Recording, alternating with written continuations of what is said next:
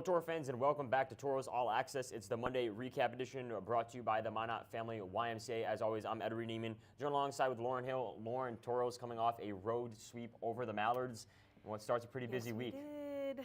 Not to say that I called it, but I did call it.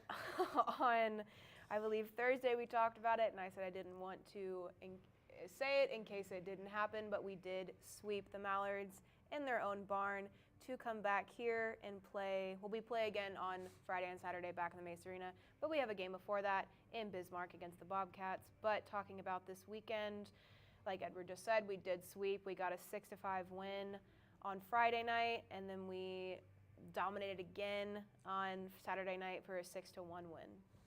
Yeah, and it was an all-around really good performance for the Toros. We talk about, the Toros finally being able to see the Mallards. Up until this point, the Toros hadn't seen an expansion team, that being the Mallards or the Shamrocks. Toros got a crack at the Mallards on the road. We'll throw the highlights up on the screen too. It was a whole lot of scoring, really on both nights. 12 combined goals for the Toros, a close one.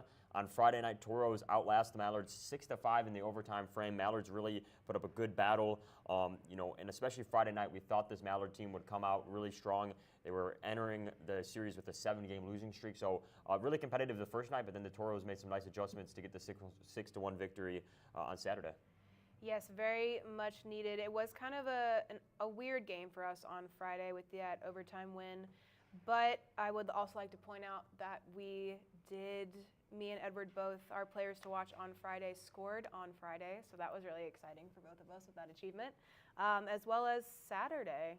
Very awesome performance by our Minotaurs, which also makes the standings, just the division standings in general, this past weekend really did some changing. We have moved up now to 3rd in the division, as Bismarck is still at top, and Austin follows behind them at number 2. Yeah, and just some points too on the scoring sheet. Jordan Gibbs scored on the Friday night game.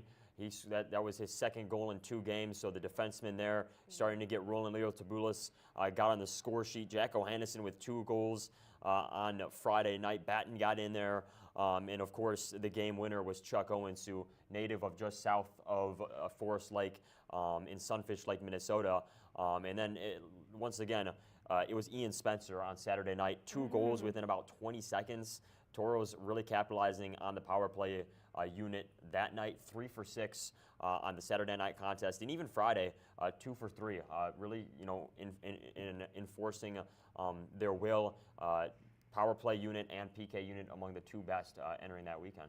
Yeah, like you mentioned, Ian Spencer literally scored back-to-back within 20 seconds. You had a really fun interview with him that has gone very well on our socials of the Zamboni going by. He's very good at interviews, so it was just funny. As well as, you mentioned Leo Kabulis had a goal, Jesse Uhala had a goal, Ian with the 2 goals, John Small with a goal, and to kick off that 3rd period, last goal with Adam Mahler. So, yeah, we had a very, very nice weekend in Minnesota.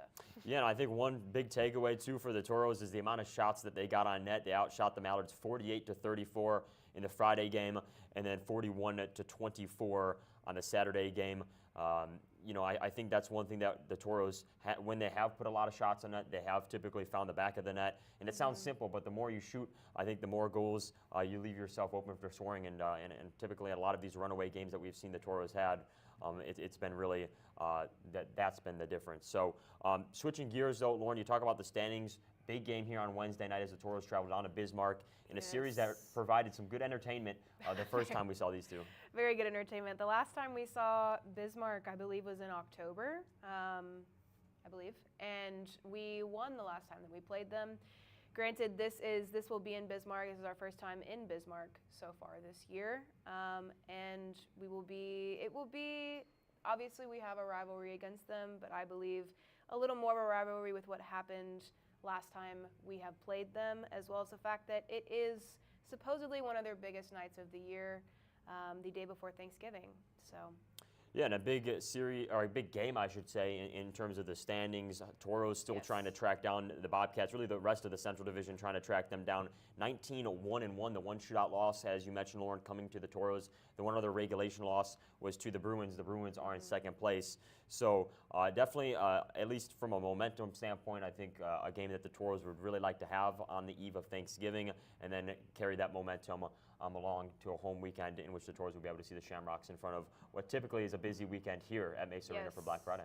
Yes, so we kind of touched on that last week, but we mentioned that we have Trunk or Treat that's obviously very, very busy, that full arena, gone and past. Now our biggest thing so far is this game against Watertown on Black Friday. It's supposed to be a complete sellout, so if you don't already have your tickets, buy them. Just buy them ahead of time. We expect the Mesa Arena to be literally full, as well as the fact that we have not played Watertown yet this year or ever. So it'll just be an experience for everybody. Yeah, some specialty Black Friday weekend items. Of course, some new merch, some Black Friday specialty jerseys. We can't reveal exactly what they are, so that's even more reason to be in the building to catch those in person. Some jersey auctions as well will be taking place. So really an all-around fun weekend, and a weekend that comes at a time where the Tauros have a lot of momentum on a winning streak. Hopefully they'll carry that through Wednesday night, and it should be fun for all the fans who are out here. So as you mentioned, Lauren, you can go to tickets.minotauroshockey.com to purchase some tickets. You can scan that QR code, bring you to our website and social medias. If you're not already following our social medias, make sure to follow them. We had some fun content this past weekend, as well as on the website, a weekend preview, or I should say a game preview of the Wednesday game against Bismarck, so fans can take a closer look. That article should be posted within a few minutes following the show. So, Lauren, any last words? I mean, a busy weekend ahead. Well, yeah, we have 3 games, so if you're not in the building watching from either Bismarck or in here in the Mesa, you can watch online.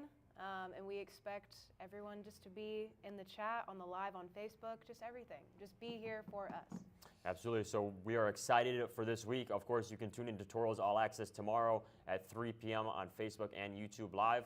But as always, for Edward Neiman, Lauren Hill, and our producer, Grace Sandy, we'll catch you tomorrow on Tauros All Access.